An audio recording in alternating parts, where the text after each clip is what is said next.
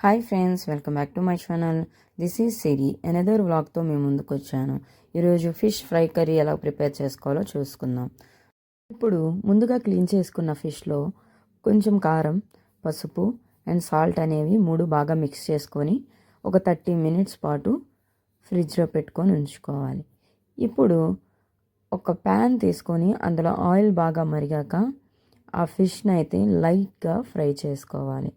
కర్రీలోకి కదండి, deep fry అవసరం లేదు. సో లైట్గా ఫ్రై చేసుకుంటే సరిపోతుంది. సో మీరు ఎన్నైతే తీసుకుంటున్నారో అన్నిటిని కూడా అలా చేస్తే సరిపోతుంది. ఈలోపు మనం ఆనియన్స్ని కూడా కట్ చేసి పెట్టుకుందాం.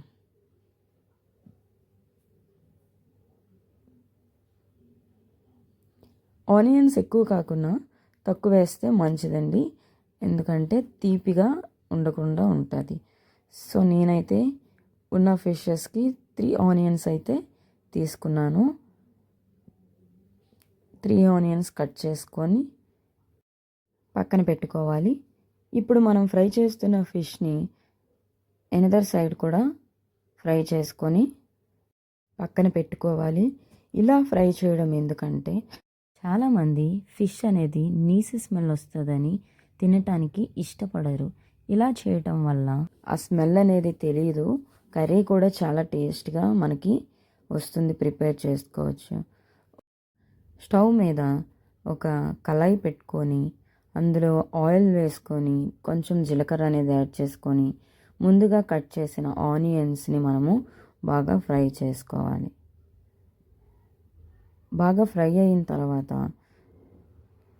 కొన్ని పచ్చిమిర్చి, కొన్ని కర్రీ లీవ్స్ అనేవి యాడ్ చేసుకొని బాగా ఫ్రై చేసుకొని అందులో అల్లం వెల్లుల్లి పేస్ట్ వేసుకొని పచ్చివాసన పోయేంత వరకు ఫ్రై చేసుకోవాలి. ముందుగా కట్ చేసుకున్న టమాటాస్ కూడా యాడ్ చేసి బాగా మ్యాష్ చేయాలి. మ్యాష్ అయిన తర్వాత ధనియాల పౌడర్, మసాలా పౌడర్,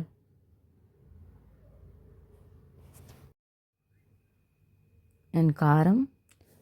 ఫిష్లోకి అయితే కారం ఎక్కువ పడుతుంది. కారం వేస్తేనే టేస్ట్ కూడా చాలా బాగుంటుంది. సో కారం అండ్ సాల్ట్ యాడ్ చేసుకొని బాగా మిక్స్ చేసుకోవాలి.